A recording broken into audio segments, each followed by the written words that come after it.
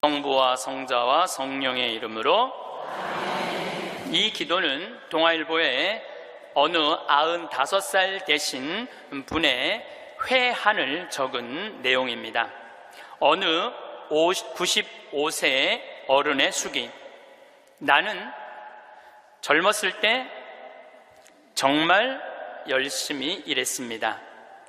그 결과 나는 실력을 인정받았고 존경을 받았습니다.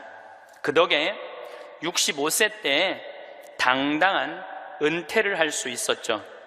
그런 내가 30년 후인 95살 생일 때 얼마나 후회의 눈물을 흘렸는지 모릅니다. 내 65년의 생애는 자랑스럽고 떳떳했지만 이후 30년의 삶은 부끄럽고 후회되고 비통한 삶이었습니다. 나는 퇴직 후 이제 다 살았다, 남은 인생은 그냥 덤이다 라는 생각으로 그저 고통 없이 죽기만을 기다렸습니다. 덧없고 희망이 없는 삶, 그런 삶을 무려 30년이나 살았습니다.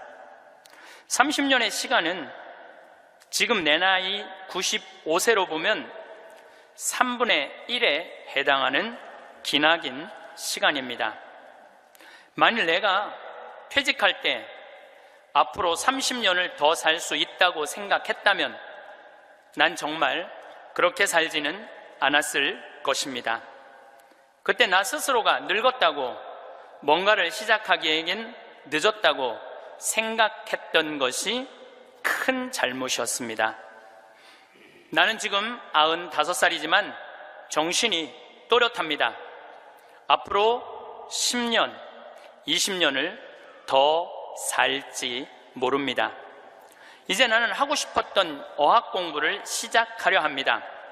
그 이유는 단 한 가지, 10년 후에 맞이하게 될 105번째 생일날, 95살 때 왜 아무것도 시작하지 않았는지 후회하지 않기 위해서입니다. 성부와 성자와 성령의 이름으로 아멘. 우리가 죽는 날만 기다리는 사람은 사는 게 재미가 하나도 없어요. 죽는 날만 기다리는 사람은. 근데 이분은 65살에 은퇴하고 나는 죽는 날을 이제 죽을 거야. 그리고 몇 년 동안 죽는 날을 기다렸느냐면 30년 동안 죽는 날을 기다린 거야. 95살까지. 그러니까 30년 동안 돌아보니까 그 30년이 너무나 멀쩡했거든. 그 너무 아까워, 30년이. 내가 죽는 날만 기다리지 말고 65살서부터 95살 때까지 정말로 먹고 마시고 놀았다면 얼마나 행복했겠어요. 근데 이분은 그러지 못했던 거예요. 늘 드리는 말씀이지만 이제 60 되신 분들은 100살까지 삽니다. 60 되신 분들은 40년 남았어요. 50 되신 분들은 110살 삽니다. 내가 51인데 내가 몇 년 남았느냐면 59년 남았어요. 내가 59년. 이제까지 산 것도 아니에요. 40살들은 120살까지 살 겁니다. 그제 여러분들 먹는 당뇨병 안에, 그 약 안에 기가 막힌 좋은 물질이 있대요. 당뇨병 안에. 그래서 그 약을 잘만 이제 컨트롤하면, 그 약을 잘 먹으면 120살까지 사는데 별 문제가 없다는 거예요. 러시아에서는 노화 물질을 느리게 하는 약을 개발해낸 거예요. 그래서 이 약을 먹으면은 70살이 돼도 안 늙는 거야. 70살이 돼도 20살 같이 몸매가 좋고 피부도 좋다는 거예요. 이제 이 약을 먹기 시작하면은, 제가 아까 말씀드렸듯이 세상은 완전히 새로운 세상이 펼쳐지고 있는 거예요. 그래서 미래 학자들이 앞으로는 애를 몇 살에 낳는 게 가장 합리적이냐면은 70살에 낳는 게 가장 합리적이라는 거예요. 70살에 애를 낳는 게. 그런데 저는 여기에 전적으로 동의합니다. 여기 지금 70, 80 되신 분들 다 20살에 시집 가셔서 애 낳고 살았을 거예요. 그럼 생각을 해봐요. 20살에 애 낳고 행복한 거냐? 애 한 살 때 행복하고 그 다음부터 자식 때문에 평생 속 새까맣게 끓고 사는 거예요. 여기 있는 분들 말을 안 해서 그렇지 얘기해보면은요, 지금 평생 자식 때문에 속 썩고 사는 분들 많을 거예요. 생각을 해보라면 내가 100살까지 살면은 20살서부터 100살까지 80년 동안 자식 때문에 속 썩고 사는 게 나아요? 아니면은 늙음하게 70에 나가고 한 30년 보다가 죽는 게 나아요? 어느 게 나아요? 어느 게 나아요? 늙음하게 자식 보다가 죽는 게 훨씬 나은 거예요. 저는 그래서 70에 애 낳는 게 좋다고 생각이 들어요. 70에 애 낳는 게. 4년 전에 우리나라가 100살 이상이 1,800명이었어요. 여자가 1,700명, 남자가 100명이에요. 100명. 여자들이요 안 죽어요. 여자들이 이상하게. 그런데 작년에 우리나라가 100살 이상이 몇 명이냐면은 15,000명이에요. 15,000명. 이제는 제가 보기엔 총알같이 이제 100살 이상이 50만 명, 100만 명 시대도 온다는 거예요. 100살 이상이. 근데 80살까지는 괜찮아요. 오래는 데도 있고 갈 때도 있고. 근데 80살이 넘으면은 갈 때도 없고 올 때도 없어요. 80살이 넘으면은. 그러니까 80살 넘는 분들 대부분은 어떻게 사느냐 하면은 뒷방에 앉아갖고 하루 종일 앉아있는 거. 뒷방에 앉아갖고. 그럼 뒷방에 하루 종일 앉아있는 분들 웃을 것 같아? 안 웃을 것 같아? 안 웃어요. 웃을 일이 있어요. 혼자 하하하 하고 뭐 방에서 뭐 하고 그렇게 웃어요? 안 웃어요. 그러니까 하루 종일 한 번도 안 웃는 건 문제도 아니야. 일주일 내내 한 번도 안 웃어. 일주일 내내 한 번도 안 웃는 건 문제도 아니야. 80살에서부터 90살까지 10년 동안 한 번도 안 웃고 사는 할머니들 많아요. 그런 할머니들은 90살 때 보면 얼굴이 어떤 줄 알아요? 이러고 산다니까. 그러면은 80살 넘어서서 웃고 살려면 어떻게 해야 되느냐? 해만 뜨면 집을 나가야 돼요. 해만 뜨면 집을 나가야 돼요. 해만 뜨면 집을 나가서 경복궁을 가든 덕수궁을 가든 창덕궁을 가든 온양온천을 가든 파리를 가든 뉴욕을 가든 어디야 이스라엘을 가든 돌아다녀야 돼. 이렇게 돌아다닐 수 있을 때까지 돌아다니는 할머니들은 죽을 때 어떻게 죽는지 알아요? 지쳐서 죽는다니까. 지쳐서. 95살 때쯤에 나는 힘들어서 도저히 못 살겠다, 나는 이제 죽어야 되겠다 라고 지쳐서 죽는다니까. 죽을 땐 지쳐서 죽어야 돼요. 근데 어떤 분이 자기도 미치냐면 자식도 미치게 하는 분이 어떤 분이냐면은 80살에서부터 90살까지 돈 쓰는 거 무서워갖고 한 번도 바깥에 안 나가는 사람들. 이런 사람들은 10년 동안 안 움직이면요 허벅지에 뼈밖에 없어요. 근육이 하나도 없어요. 이분들은 90살에 할 수 있는 일은 딱 한 가지예요. 누워서 똥오줌 싸는 거예요. 90살에 똥오줌을 싸기 시작하면요 삶의 질은 완전히 바닥으로 떨어지는 거예요. 싸는 본인도 힘들고 치는 자식들도 힘든 거예요. 생각을 해봐요. 여러분들 90살이 싸는 똥이랑 1살이 싸는 똥이 같아? 이건 달라요. 1살이 싸는 똥은 향이라도 나지. 향이라도 나요. 90살이 싸는 똥은 서로 못 견디는 거예요. 여러분들이 자식한테 줄 수 있는 최고의 선물은 뭔 줄 아세요? 내 발로 마지막까지 화장실 가 주는 게 자식한테 줄 수 있는 마지막 선물이에요. 그러려면 어떻게 해야 돼? 나가야 돼. 무조건 돌아다녀야 돼요. 무슨 돈으로? 집 잡혀서 돌아다녀요. 집 잡혀서 돌아다니세요. 자식한테 물려줄 생각하지 말고. 여러분들이 만약에 70살에 다 살았다고 생각하고 자식들한테 재산을 물려주는 순간 여러분들은 자식 잃어버리고 재산 잃어버리고 인생 잃어버리는 거예요. 여러분들 70살에 자식들한테 재산 주면은 자식이 계속 찾아오고 용돈 주고 찾아와요? 안 찾아와요? 용돈도 안 주고요 찾아오지도 않아요. 그래서 이번 10월 2일 날 노인의 날 무슨 법이 발효가 됐느냐면 불효자 방지법이 발의가 됐어요. 불효자 방지법. 불효자 방지법이 뭐냐면은 내가 재산 주고 다 줬는데 집도 줬는데 자식이 용돈도 안 주고 찾아오지도 않으면은 내가 준 재산, 내가 준 집을 다시 찾아올 수 있는 법 아니에요. 그냥 다시 찾아올 수 있는 거. 넌 용돈도 안 주고 나 책임도 안 지니까 원래 내 자산이니까 내 다시 갖고 올게. 그런데 70살이 넘어서 법원에 다시 준 재산 찾아오겠다고 법원에 소송 걸 수 있는 할머니들이 몇 명이나 될 것 같아요? 그냥 참고 사는 거예요. 참고, 속은 새카맣게 참고 사는 거야. 그러니까 가만히 보니까 만만한 게 나야, 나. 왜냐하면 저 신부님한테 찾아가면 저 신부님은 나를 받아줄 것 같은 생각이 드는 거지. 그러니까 나한테 70살 넘은 분들이요, 전화해갖고요, 신부님 사정 얘기 다 해요. 나 자식들한테 재산 주고 다 줬는데 자식들 박사 사업하고 잘 사는데 나 찾아오지도 않는다고. 그런데 나 너무 멀쩡하다고, 나 아직도 건강하다고, 나 평창해갖고 설거지도 할 수 있고 빨래도 할 수 있고 다 할 수 있다는 거예요. 청소도 할 수 있고. 그래서 나 신부님하고 같이 살고 싶다는 그런 분들 많아. 요즘 나하고 살자는 여자가 너무 많아.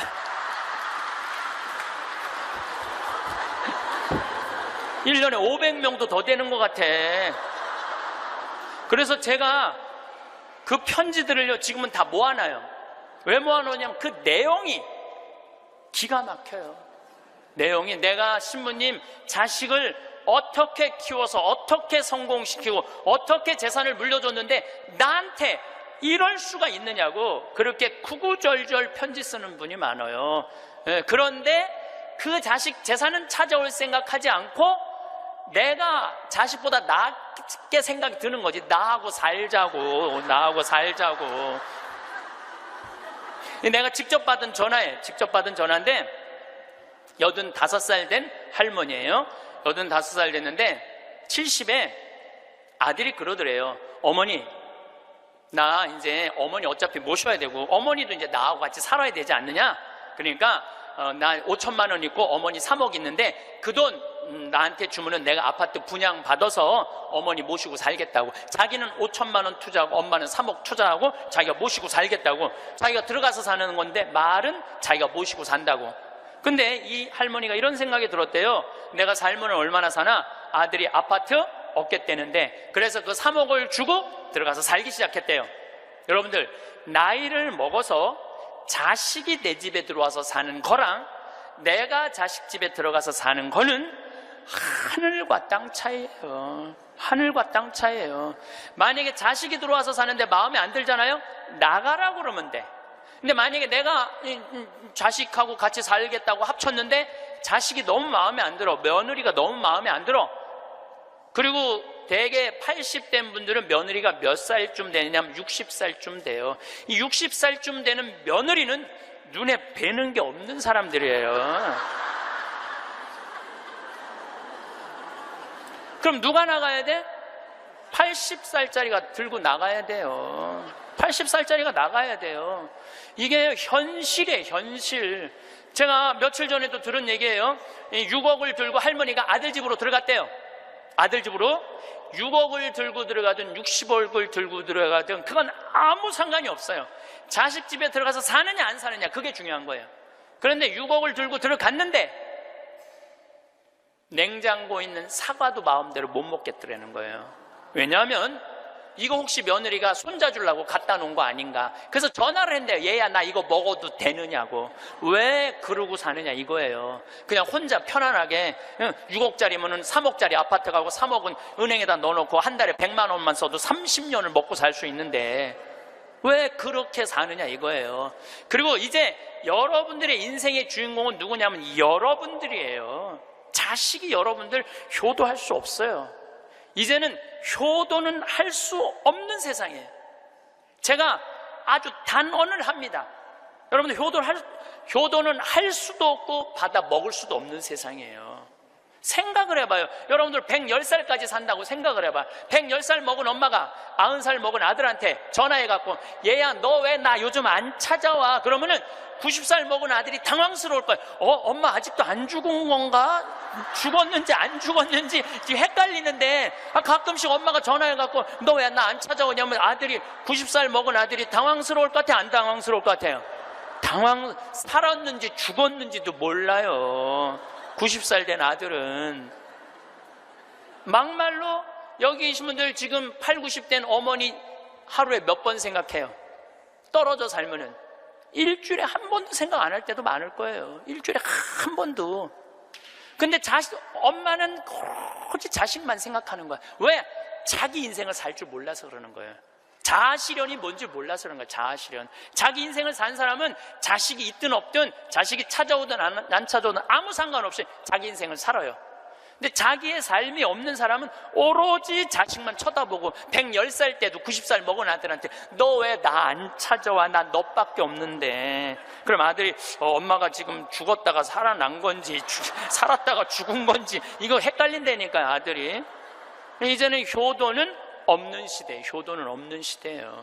그러니까 이제 85대문이 70살 때 들어가서 아들하고 살기 시작했대요. 근데 75이 돼도 안 죽고 80이 돼도 안 죽더래. 근데 나이를 먹으면 먹을수록 여러분들 돈이 더 필요해요. 돈이 더 필요해. 나이를 먹으면 먹을수록. 그래갖고 83살에 아들한테 500만 원만 달라고 그랬대요. 왜냐하면 3억을 줬으니까 500만 원을 달라고 그럴 자격이 있는 거죠. 근데 그때부터 아들이 2년 동안 말을 안 하더래요. 말을 안 하더래요. 저는 아들 편이에요. 생각을 해봐요, 여러분들. 이 아들은 엄마하고만 살아요? 60살 된 며느리하고 사는 거예요. 며느리가, 아내가 맨날 뭐라고 그럴 것 같아? 나 저 시어머니하고 사는 거 지겨워. 당신 택해. 엄마야, 나야. 맨날 그래도 모시고 살아야지 어떻게 해? 지금 어머니 어딜 가라고 그런다고 맨날 이렇게 달래는 와중에 그런 상황도 모르고 500만 원 내놓으라 그러니까 이 아들이 엄마 쳐다보기가 싫은 거예요. 2년 동안 말을 안 하더래. 2년 동안. 여러분들 한 집에 사는데 아들이 2년 동안 나 사람 취급 안 하고 말 안 하면 그 집에서 살고 싶겠어요? 살고 싶지 않죠. 그러니까 나이를 먹으면 또 어떤 문제가 있냐면 안 보이죠? 안 들리죠? 기억력 까무락까무락거리죠? 여기 아프죠? 저기 아프죠? 그러면 그 입에서 나 행복하다, 나 기쁘다 이런 말 나올 것 같아요. 아이고 지겨워, 아이고 사는 거 힘들어 죽겠어, 차라리 죽는 게 나, 맨날 이 말 할 것 같아요. 좋은 소리도 여러 번 들으면 짜증나는데 지겹다, 죽겠다, 섭섭하다는 소리 10년 이상 들으면요 정말로 죽고 싶을 만큼 힘든 거예요. 그러니까 2년 동안 말 안 하는 거야. 이 할머니도 그 집에서 사는 게 너무 자존심이 상하는 거야. 그러니까 나한테 전화해갖고 신부님 생태마을 방 하나 달래는 거야. 와서 살겠다는 거야. 나 아직도 건강하다 이거예요. 85살이 그것도 알몸으로 와서 나하고 산다는 거야. 알몸으로. 아니 내가 20살이 나하고 와서 산다고 그래도 살까 말까 고민을 지금 해야 될 판국인데 85이 아들한테 3억 다 주고 나한테 와서 알몸으로 살겠다고. 할머니, 우리 생태마을은 피정집입니다. 그래서 할머니 드릴 방이 없습니다. 아니 내가 그 방 많은 거 아는데 왜 방이 그 많은 방이 비느냐 이거예요. 내놓으라는 거예요. 할머니 죄송하다고 우리는 피정집이라 내년 지금 10월 달까지 지금 실질적으로 거의 예약이 끝났어요. 할머니 드릴 방이 없어 죄송해요. 그러니까 아니 방송 보면 우리 노인들 마음을 가장 잘 아는 분이 신부님인데 막상 통화해보니까 보는 거하고 다르다 이거예요. 방송 보는 거하고. 그러면서 이 할머니가 마지막 전화기를 내려놓으면서 나한테 한 방을 먹이더라고. 뭐라고 그러냐면은 전화 막상 해보니까 신부님이나 내 아들이나 다를 바 하나도 없다고, 똑같다고 전화 끊는 거예요. 그러니까 이 할머니는 정말로 어디다 마음 둘 데가 단 한 군데도 없죠. 만약에 이 할머니가 3억을 그대로 가지고 있었다면 그 서름 안 받았을 거예요. 그 서름 안 받고 그냥 자기 인생 사는 거예요. 아들은 아들 인생 사는 거고. 그럼 서로 섭섭할 것도 없어. 원수 될 것도 없어요. 근데 뭐가 원수가 되는 줄 알아요? 줄 거 다 주고 원수가 된다니까. 줄 거 다 주고 해줄 도리 다 해고도 원수가 된다니까. 그러니까 자식한테 돈을 주는 게 아니에요. 주지 마세요. 이제 뭐하러 주세요 자신을. 울산에서 한 할아버지가 전화를 했어요. 경찰서에. 작년에 신문에서 제가 읽은 내용이에요. 나 경찰한테 이렇게 얘기한 거, 두유 2개로 10일을 버텼다. 두유 2개로. 나 지금 죽을 것 같다. 나를 좀 살려줘라. 그래서 경찰이 가서 문을 따보니까 할아버지가 뼈밖에 안 남은 거야. 10일 동안 두유 2개로 먹었으니 뭐가 물 10일 먹은 거하고 똑같잖아요. 그래갖고 이 할아버지 뭐 누구 돌볼 사람 없나 했더니 할머니가 1년 전에 돌아가신 거야. 여기 우리 할아버지들 많이 와서 앉아 계신데 여러분들 오늘 강의 다 까먹어도 좋아. 정말로 다 까먹어. 이것만 안 까먹으면 돼요. 여러분들은 무슨 일이 있어도 할머니보다 하루 먼저 죽어야 돼. 무슨 일이 있어도 누구보다 먼저 죽어? 할머니 죽으려고 그러면 너 죽지 마. 나 죽기 전에 죽지 마. 예. 그리고 먼저 죽어야 돼요. 그러니까 여기 효자 열보다요 악처 하나가 낫다니까요. 효자가 하루 종일 같이 있어줘요? 같이 잠자줘요? 못하는 거예요. 악처가 같이 밥 먹어주고 같이 있는 거예요. 그러니까 여기 오늘 할아버지들은 제발 할머니들 가슴 아픈 일 하지 마세요. 그냥 마누라가 시키는 대로 하고 사세요. 머리 깎으라 그러면 가서 머리 깎고, 목욕하라면 목욕하고, 내복 추우니까 내복 입으라면 내복 입고, 내복 벗으라면 벗고, 시키는 대로 하고 사세요. 시키는 대로. 근데 이 할머니가 1년 전에 돌아가신 거예요. 어떤 금술 좋은 할머니하고 할아버지하고 한 집에 살았어요. 근데 그날 오후 따라 할머니하고 할아버지하고 목욕을 깨끗하게 했어, 둘이서. 그리고 저녁을 맛있게 차려 먹었어.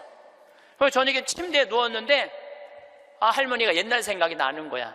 할아버지를 툭툭 치면서 여보 영감, 이렇게 깨끗이 씻고 맛있게 먹고 이렇게 침대에 누우니까 우리 신혼 생각난다. 당신 생각나? 신혼 때 당신 이렇게 냉랭하지 않았어. 당신 신혼 때 잘 때 내 손 꼭 잡아주던 거 생각나 안 나? 딱 그런 거예요. 할아버지 가만히 생각해보니까 손을 잡아줘야 될 것 같은 거야. 그래서 할머니 손을 싹 잡았어요. 그랬더니 할머니가 여보 영감, 당신이 내 손 잡아주니까 너무 행복하다. 근데 당신 생각나? 당신 신혼 때 이렇게 내 손 잡는 걸로 끝내지 않았어. 당신 잘 때마다 꼭 내 볼에 뽀뽀해주던 거 생각나 안 나? 딱 그런 거예요. 생각해보니까 뽀뽀도 해줘야 될 것 같은 거야. 그래서 할아버지가 할머니 손을 쫙 잡은 상태에서 고개를 돌려서 뽀뽀를 쭉 해줬어요. 근데 할머니가 너무 여보 영감, 당신이 내 볼에 뽀뽀해주니까 나 세댁된 기분이야. 너무 행복하다. 여보 영감 너무 고마워. 근데 여보 영감, 당신 생각나? 당신 신혼 때 내 볼에 뽀뽀하는 걸로 끝내지 않았어. 당신 그 이루 내기 잘근잘근 애무해주던 거 생각나 안 나? 딱 그런 거예요. 그랬더니 그때서 할아버지가 얼굴이 울그락불그락 하면서 확 이불을 내던지고 나가버린 거예요. 그래갖고 할머니가 여보 영감 어디가? 문 열고 나가는 할아버지한테. 그랬더니 할아버지가 딱 문지방에 서서 할머니를 딱 째려보고 이렇게 말을 했어요. 기다려, 이빨 갖고 올 테니까. 딱 그랬다는 거 아니에요. 이제 여러분들 노인들은요 부부밖에 없어요. 정말 부부가 귀하게 여겨야 되는 거예요. 그런데 이 할머니가 1년 전에 돌아가신 거예요. 딸은 하나 있는데 교통사고를 하고 인사불성이 된 거예요. 딸은 인사불성이 된 거예요. 누구 돌볼 사람 없나 했더니 이 할아버지 3층짜리 빌딩을 갖고 있었던 할아버지야.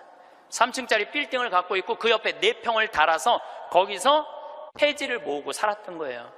거기서 월세도 나오는데 이 할아버지는 버는 법은 배웠는데 쓰는 법을 못 배운 할아버지예요. 쓰는 법을 못 배운 할아버지. 여기 계신 분들도 많습니다. 예, 많아요. 정말로 개처럼 벌어서 짐승같이 써야 되는데 개처럼 벌어서 개처럼 쓰는 사람들 많아요. 제대로 돈의 가치답게 쓰지 못한 분들 너무너무 많아요. 많은 경우 여러분들 폐지 줍고 다니는 분들 많죠. 할머니 할아버지 그런 분들 중에 대개 자식들한테 몇 천만 원 몇 억씩 다 주고 자기는 폐지 줍고 다니는 사람들 많아요. 실질적으로 그러시지 마세요. 내가 행복해야 돼요. 내가 행복한 게 자식 도와주는 거예요. 그래서 제가 여러분들한테 보너스 하나 꼭 하시라고, 돈 안 들고도 할 수 있는 보너스. 내년 뭐 나중에 얘기지만은 내년 3월 25일부터 4월 20일 사이에 여기 해화동 서울대학병원에 가세요. 서울대학병원에 가면은 그 꼭대기 층에 식당이 하나 있어요. 그 식당에 가서 비싼 거 시키지 마세요. 쟁반짜장도 팔더라고요. 그럼 3명이 갖고 쟁반짜장 15,000원짜리 시키면은 셋이서 충분히 먹어. 거기서 한 11시 반쯤에 가세요. 괜히 12시 막 그 의사들 막 직원들 올라올 때 그때 가서 먹지 말고 미리 한 11시 반쯤에 가서 거기 가서 쟁반짜장을 드세요. 왜 거기서 쟁반짜장을 먹으라고 말씀드리느냐 하면은 거기서 보이는 경치가 경복궁, 창덕궁, 창경궁, 비원, 청와대까지 다 보이는데 막 새순이 막 돋아날 때 그 경치가요 너무 멋있어요. 나도 서울대병원에 이제 1년에 한 번씩 강의를 가는데 거기서 식사 대접을 받았는데 거기서 밥을 먹는데 이렇게 내려다 보니까요 조선 27대 왕 부럽지 않더라고요. 거기서 아니 어떤 왕이 거기서 내려다보고 왕궁을 내려다보고 밥을 먹는 사람이 어딨어. 꼭 기억하셨다가 내년에는 돈 드는 게 아니야. 그냥 전철 타고 가서 그냥 들고 올라가서 몸빼바지 입지 말고 그날은 좀 럭셔리하게 입고 그날은 좀 럭셔리하게 입고 내려다 보세요. 얼마나 아름다운가. 조선의 왕궁이 얼마나 멋있는가. 돈 안 들고도 볼 수 있는가. 정말 그런 데가 없어 세상에. 그런 데 가세요. 그리고 우리나라는 그렇게 멋있는 데가 너무 많아요. 너무 많아요. 돈 많이 안 들고도 하루에 그저 5,000원, 10,000원만 들고 여기 춘천 막 벚꽃 필 때 전철 타고 춘천만 갔다 와도 얼마나 멋있어요. 나중에 하지 말고 제발 무슨 돈으로 집 잡혀서 나중에 하지 말고 제발 그렇게 좀 다녀오세요. 저는 이번에 남이섬을 2번을 갔다 왔어요. 남이섬을 2번을 갔다 왔는데 정말 멋있더라고요. 여러분들 내년 봄에 남이섬은 도시락 싸갖고 가도 되더라고. 도시락 이렇게 싸서 뭐 김밥 이렇게 싸갖고 마음 맞는 친구들이랑 갔다가 오세요. 매일 그렇게 다니세요. 그렇게 다녀봤자 하루에 뭐 5,000원, 10,000원밖에 안 돼. 신부님 그렇게 다 썼는데 그때도 안 죽으면 어떻게 해요? 걱정하지 마세요. 돈 다 썼는데도 그때도 안 죽으면 국가에서 용돈 20만 2,600원 나온다. 걱정하지 마세요. 그거 받아 쓰면 되죠. 뭘 걱정을 해요.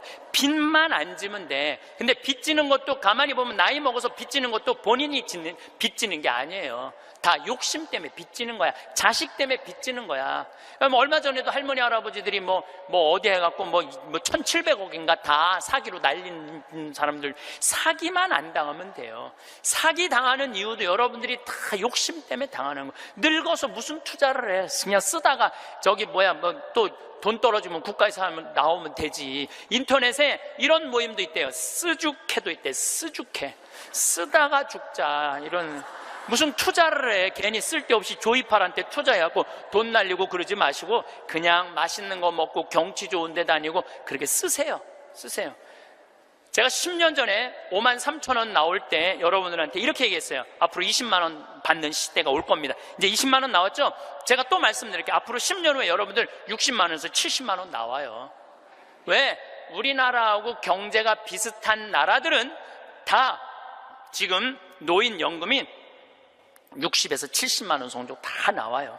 우리나라하고 경제가 비슷한 나라들은. 우리나라만 안 하고 있는 거예요. 우리나라만 노인들한테도 안 하고 경찰한테도 안 하고 뭐 청소하는 사람들 아주 돈 안 주는 거지. 이거 다 올라와야 돼. 그리고 지금 기업에 있는 돈들 다 세금으로 뺏어갖고 그 돈 힘든 사람들한테 다 나눠줘야지 선진국으로 가요. 선진국으로 가는 길은 미국은 가보니까 할머니 한 분이 95살 먹은 할머니야. 이번 LA 갔는데 나한테 용돈을 $1,000를 주더라고요. 정말로 나이 많으신 분이야. 용돈을 $1,000를 100만 원을 주는 거예요. 할머니 무슨 돈이 있어? 우리 돈 많아. 그래. 내가 그래서 궁금해갖고 물어봤어. 미국의 할머니들은 한 달에 돈 하나도 없는 분들 연금이 얼마 나오냐면 $800가 나와요. $800면 우리나라 돈으로 85만 원이 나와요. 85만 원. 그런데 85만 원뿐만 아니라 집도 없어 이런 분들은 그러면 아파트 월세까지 다 나와요. 시골은 $200, 도시는 $300 하거든 월세가. 그것까지 다 나오는 거니까 한 달에 100만 원 정도가 나오는 거야. 근데 만약에 이 할머니가 한 달에 100만 원을 줬는데 1년 연말 결산을 해봤는데 100만 원을 다 안 써서 50만 원밖에 안 썼어. 그러면은 이 할머니는 돈이 있던가 돈이 필요 없던가 하는 할머니라고 그 다음에는 연금을 40만 원밖에 안 줘요. 그래서 미국에 다녀보면 할머니들이요 그 돈 쓰려고 얼마나 돌아다니는지 몰라요. 그러니까 쓰죽해가 생기는 거야. 쓰다 죽자. 그러니까 나한테 용돈도 $1,000씩 주는 거죠. 내가 그 할머니한테 5년 전에도 나한테 만나서 그랬대요. 그래서 할머니 손을 잡고 할머니 내가 한 5년 후에 여기 또 올 것 같은데 그때 또 봐요. 그랬더니 그때는 좀 생각을 해봐야 될 것 같아 그러시더라고요. 100살 때는 생각을 해봐야 되겠다 이거죠. $30,000가 통장에 넘었으면요 연금을 안 줘요. 미국도. 그러니까 자기 통장에 3천만 원 밑으로 자꾸 만드는 거예요. 쓰라는 거예요. 근데 우리나라도 그렇게 갑니다. 분명히 그렇게 가요. 그리고 우리나라가 부정적인 요소도 많지만은 제 판단에는 앞으로 전 세계에서 가장 발전한 나라 중에 하나예요. 우리나라가. 그러니까 걱정하지 마세요. 예수님이 걱정하지 말라고 해도 뭘 이렇게 쓸데없는 걱정을 많이 하고 그래. 자식한테 재산 물려주지 마시고 여러분들 쓰고 싶은 거 다 쓰세요. 여행 다니고 싶은 거 여행 다니고 먹고 싶은 거 있으면 먹고 없으면은 안 쓰면 되지. 없으면 안 쓰면 돼요. 근데 있는데도 못 쓰는 사람들한테 하는 얘기예요. 있는데도 못 쓰는 못 쓰는 분들한테 하는 얘기예요. 이제는 부모 자식 사이에 효도는 없어요. 아까도 말씀드렸지만 사랑밖에 없어요. 사랑만 남는 거예요. 부모 자식이 어렸을 때 얼마나 사랑했느냐 사랑하지 않느냐에 따라서 늙어서 자식이 찾아오느냐 찾아오지 않느냐가 결정되는 거예요. 나는 우리 어머니 아버지를 참 잘 만났어요. 참 좋은 어머니 좋은 아버지. 그 중에 어머니보다는 아버지를 잘 만난 것 같아요. 아버지를 뭐 어머니도 좋지만 아버지는 그거보다 훨씬 좋아요. 훨씬. 난 어렸을 때 아버지하고 매일 미꾸라지 잡으러 다니고 메뚜기 잡으러 다니고 도토리 밤 주스러 다녔던 기억이 참 많아요. 그리고 시험만 우리는 시험 못 봤다고 혼났던 적이 한 번도 없어. 그런데 어쨌든 시험만 끝나면 아버지가 짜장면을 사서 초등학교 때 우리는 항상 나는 한 달에 한 번은 아버지하고 짜장면을 먹으러 갔어요. 내가 2년 전에 우리 형이 둘이거든요. 형들한테 이제 무슨 같이 놀면서 나 어렸을 때 아버지가 시험 끝나면 꼭 짜장면을 사줬어. 나 막내라 그렇게 사줬던 것 같아. 그랬더니 형들이 그러는 거예요. 너도 먹었냐? 우리도 시험 끝나면 꼭 먹었는데? 그러더라고요. 생각해보니까 열받더라고요. 나는 한 달에 한 번 먹고 아버지는 한 달에 3번씩이나 먹었던가 생각을 해보니까. 그러니까 어렸을 때 미꾸라지도 어떻게 잡았느냐면은 논에 보면 웅덩이 있죠? 옆에 거기 물 다 퍼내. 아버지하고 바가지로 다 퍼내면 그 진흙 안에 미꾸라지 많아. 그럼 그거 탁 잡아다 그 잡는 그 느낌이 얼마나 좋은지 몰라요. 미꾸라지가 진흙을 딱 잡으면은 미꾸라지가 꾸물쭉꾸물쭉하고 막 생기는 거 있잖아요. 우렁도 있고 참 행복한 시절 보냈어요. 그러니까 이제 아버지를 생각하면은 참 마음이 따뜻해요. 아버지를 생각하면. 근데 중학교 3학년 때 내가 옥상에서 밤에 담배를 피고 있는데 어험 소리가 들리더라고. 어험 소리가. 고개를 돌려보니까 아버지 뒷모습이야. 아버지가 내 담배 피는 걸 보고 내려가신 거예요. 너무 미안하더라고요. 왜냐하면 나는 손찌검 한번 하신 적 없는 아버지인데 그 좋은 아버지한테 담배 피는 모습을 중학교 3학년 아들이 보였으니 얼마나 미안해요. 그냥 아버지 쳐다보기가 정말로 얼굴을 들을 수가 없었어요. 근데 아버지가 하루가 지나도 말이 없고 이틀이 지나도 말이 없는 거야. 일주일이 지났는데도 말이 없으신 거예요. 그래서 난 이렇게 생각했어요. 깜깜해서 못 보셨나 보다. 이렇게 생각을 했어요. 근데 2주일이 됐는데 2주일째 누나가 나를 부르는 거예요. 막내야. 항상 저를 막내라고 부르거든요. 우리 집에서는. 막내야, 얘기 좀 하자. 그래 얘기해. 그랬더니 너 담배 피니? 그러더라고요. 나 담배 펴. 왜냐하면 그때 제가 중학교 2학년, 3학년, 고등학교 1학년 거의 3년을 학교를 거의 안 다녔거든요. 뭐 여러 가지 뭐 몸이 안 좋아갖고 뭐 학교 안 다니니까 할 일이 뭐가 있어. 맨날 그냥 담배나 피고 앉아 있는 거죠. 학교 다니면 담배 필 시간 없지만 학교 안 다니니까 담배 필 시간이 얼마나 많아요. 맨날 담배나 피고 있는데 너 담배 피니? 그래서 나 담배 펴. 그랬더니 아버지가 나한테 얘기하더라. 너 건강도 안 좋은데 담배 끊었으면 좋겠다고. 그러니까 우리 아버지는 아들한테 이 얘기를 하고 싶은데 직접적으로 말하면은 서로 간에 충격이 있을 것 같은 생각을 하신 거예요. 그러니까 나하고 제일 친한 누나한테 얘기를 한 거죠. 그래서 아주 정중한 나한테 부탁을 해 오신 거죠. 그때 내가 받은 아버지에 대한 감동은요, 이거는 지금도 나는 아버지가 세상에서 제일 커요. 아버지가 세상에서 제일 큰 분이에요. 내 인생에 있어서. 그러니까 지금도 한 달에 한 번 아버지를 안 보면은 내가 못 견뎌요. 보고 싶어. 막 보고 싶어요. 그래서 나는 요즘은 뭐 11월, 12월 내 시간이 하나도 없어요. 아버지 만나러 갈 시간이 없어. 그래도 내일은 내가 수원에 강의가 있거든요. 우리 집이 수원이니까 내가 아침에 나오면서 전화했어요. 아버지 같이 밥 먹자고. 그러니까 아버지하고 밥을 먹고 아버지를 쳐다보고 있으면 내가 행복해. 우리 아버지는 나이가 85살이에요. 나는 해가 가면 갈수록 아버지가 더 좋아요. 해가 가면 갈수록. 나 시간 남은 수원 가서 여자 안 만나요. 아버지 만나지. 근데 아버지가 지난 10월 달에 우리 생태마을에 오셔서 산에 가셔서 산삼을 2뿌리를 캐갖고 오셨어요. 아들 준다고, 나 준다고 2뿌리를 캐갖고 오셨어요. 그런데 그런 거조차도 나는 오랫동안 기억에 남을 거예요. 우리 아버지는 지금 산에 가갖고 바위 틈에 그 꽃을 산삼 잎을 보셔갖고 그걸 캐갖고 이 손마디보다 약간 두꺼운 걸 2개를 캐갖고 오셨는데, 지금도 나는 아버지가 90살이 되든 95살이 되든 100살이 되든 아버지를 보고 싶은 마음은 변함이 없을 거라고 생각을 해요. 아버지를 보고 싶은 마음은. 왜냐하면 너무너무 사랑하니까. 앞으로는 여러분들 앞으로 펼쳐질 세상에 여러분들 자식한테 효도해라, 나 찾아와라 이런다고 자식이 찾아올 것 같아. 지금 부모 안 찾아가는 자식이 650만 명 중에 125만 명이 부모 안 찾아가요. 추억이 있어야지. 먹고 마시고 놀았던 기억이 있어야지. 늙은 아버지하고 먹고 마시고 노는 거예요. 성서 잘 묵상해 보세요. 내가 이거 첫째 시간, 이게 6강인데 첫째 시간에 먹고 마시고 노는 일이 얼마나 중요한지 아주 잘 설명을 해놨어요. 여러분들 그걸 한번 보세요. 예수님이야말로 우리를 진정으로 사랑하는 우리 진정한 왕이야. 정말 왕이 백성이랑 먹고 마시고 놀잖아요. 그럼 백성의 속마음을 다 알아요. 백성을 위로할 수 있는 거예요. 그러니까 우리의 왕이야말로, 요즘 대림절 지내시죠? 우리의 왕이야말로 진정한 왕이에요. 우리랑 먹고 마시고 노니까. 왕이 나하고 먹고 마시고 놀면 여러분 가슴 설레지 않아요? 우리나라 지금 임금이, 우리나라 지금 대통령이 백성들하고 여러분들하고 매일 먹고 마시고 놀면서 여러분들 속사정 이해해 준다 그러면은 그 대통령한테 목숨 바칠 것 같아, 안 바칠 것 같아? 대통령이 나하고 지금 청와대에서 와갖고 여러분들하고 여기 명동에서 같이 매일 먹고 마시고 놀면 목숨 바칠 것 같아, 안 바칠 것 같아요? 바치죠?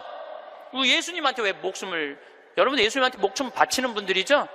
우리의 임금이야말로 진정한 킹 오브 킹, 왕 중의 왕이다. 저는 요즘 이 먹고 마시고 노는 거 묵상하면서 예수님을 더 사랑하게 됐어요. 참 좋으신 분이에요. 해리 리버맨이라는 할아버지가 있어요. 이 할아버지는 나이가 몇 살이냐면은 104살에 돌아가셨어요. 미국, 원래는 유태인이야. 폴란드에서 너무너무 가난하게 살다가 어디로 갔느냐면은 미국으로 이민을 갔어. 가갖고 뭐 정말 일을 많이 했어. 제조업도 하고. 근데 이제 77살에 은퇴를 했어요. 돈도 많이 벌고. 그래갖고 이제 미국에도 노인정이 있어요. 매일 노인정에 가갖고 할 일이 없으니까 맨날 체스를 뒀어요. 근데 81살에 같이 체스 두던 친구가 아파갖고 안 나왔어. 안 나와갖고 하루 종일 멍 때리고 있는데 거기에 자원봉사자가 할아버지 친구 안 나왔다고 하루 종일 가만히 앉아있지 말고 옆에 화실이 있는데 그 화실에 가서 그림 좀 공부 좀 해보고 그림 좀 그려보라고 그럽니다. 그랬더니 이 할아버지가 이런 말을 해요. 나는 태어나서 지금까지 단 한 번도 붓을 잡은 적이 없다. 먹고 살기 바쁜데 무슨 붓을 그리냐. 물감이 어떻게 생겼는지도 모르고 도화지, 캔버스가 어떻게 생겼는지도 모른다. 근데 내가 무슨 그림을 그리냐, 이 81살 나이에. 그래도 할아버지 한번 가서 구경이나 해보시라고. 그래서 할아버지를 살살 꼬셔서 화실에 갔어요.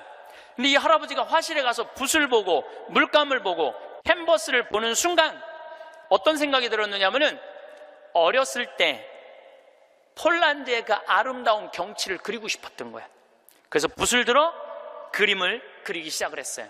근데 이 할아버지가 색깔을 조합하고 그림을 그리는데 프랑스의 샤갈이라는 화가보다도 그림을 더 잘 그리는 거야. 그래서 이 할아버지 별명이 미국의 샤갈이에요. 그래서 이 할아버지가 뭐 배울 것도 없어. 기본적인 몇 가지만 하고부터 전시회를 했는데 101살까지 전시회를 해요. 근데 101살까지 전시회를 하는데 나이 먹으면 보통 전시회하면은 동네에서 그런 식으로 하잖아요. 근데 이 할아버지는 그런 전시회가 아니야. 그런 전시회가 아니라 어떤 전시회냐면 미국의 모든 미술관이 와서 이 할아버지 그림을 소장하고 싶어서 경매를 할 정도로 유명한 전시회를 해요. 101살 때 21회 전시회를 할 때 기자 400명이 모였대요. 기자들이 물어봤대요. 할아버지한테, 할아버지 어떻게 이렇게 21회에 걸쳐서 이 세계적인 그림을 그릴 수 있느냐고. 할아버지 대단하다고. 그랬더니 이 해리 리버맨이라는 할아버지가 이런 말을 해요. 나는 내 그림이 유명한지 안 유명한지 난 잘 모르겠다. 근데 나는 81살부터 101살까지 내 인생은 가장 찬란하고 가장 행복했다. 내가 이렇게 그림을 그리면서 내 101살까지 살 수 있었던 것은 내 인생의 최대의 축복이다. 그리고 이 할아버지는 104살에 세상을 떠나세요. 여기 계신 모든 분들 지금 안에 재능이 있을 것 같아요? 없을 것 같아요? 재능이 있어요. 지금 60, 70, 80 되신 분들도 재능이 다 있으세요. 오늘 아침에 잠깐 보니까 할머니들이 시집도 냈던데, 이 한글 배워갖고 시집도 냈어요. 그런데 참 내가 보기에는 그분들 대단한 분들이에요.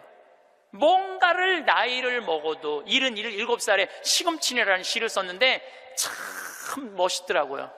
여기 계신 여러분들도 지금 안에 다 있어요. 다 있으니까 난 다 살았다, 죽을 날만 기다린다, 제발 이러지 마세요. 또 나중에 할 생각도 하지 말고 언제 해? 지금 하세요. 지금 책도 사서 읽고 글도 쓰고. 저는 문인 등단하고 이번엔 펜팔 회원이 됐어요. 글 쓰는 펜팔 회원이 됐어요. 너무너무 재밌어요. 글 쓴다는 게. 그 펜팔, 내 국제 펜팔 회원이 된 이유는 그 펜팔 회에는 되게 노벨상 받은 사람을 초대해서 강의를 들어요. 그런 강의를 듣고 싶어서 내가 회원 거기 심사해 해갖고 통과가 돼갖고 했는데, 정말 저도 나이를 먹었고 글 공부를 하면서 하루하루가 너무너무 신이 나는 거예요. 여러분들도 사는 것처럼 사세요. 제발 자식들한테 전화하고 그러지 말고, 그것도 110살에 전화해갖고 너 왜 나 안 찾아오냐 이러지 마시고 여러분들의 인생을 사시기를 바라겠습니다. 마침 기도로 제가 자식들하고도 가장 중요한 건 사랑입니다. 사랑에 관련된 성서 구절로 마침 기도를 바치겠습니다. 성부와 성자와 성령의 이름으로 내가 인간의 여러 언어와 천사의 언어로 말한다 하여도 나에게 사랑이 없으면 나는 요란한 징이나 소란한 꽹가리에 지나지 않습니다. 내가 예언하는 능력이 있고 모든 신비와 지식을 깨닫고 산을 옮길 수 있는 큰 믿음이 있다 하여도 나에게 사랑이 없으면 나는 아무것도 아닙니다. 내가 모든 재산을 나누어 주고 내 몸까지 자랑스레 넘겨준다 하여도 나에게 사랑이 없으면 나에게는 아무 소용이 없습니다. 사랑은 참고 기다립니다. 사랑은 친절합니다. 사랑은 시기하지 않고 뽐내지 않으며 교만하지 않습니다. 사랑은 무례하지 않고 자기 이익을 추구하지 않으며 성을 내지 않고 앙심을 품지 않습니다. 사랑은 모든 것을 덮어주고 모든 것을 믿으며 모든 것을 바라고 모든 것을 견디어 냅니다. 영광이 성부와 성자와 성령께 성부와 성자와 성령의 이름으로 아멘. 감사합니다.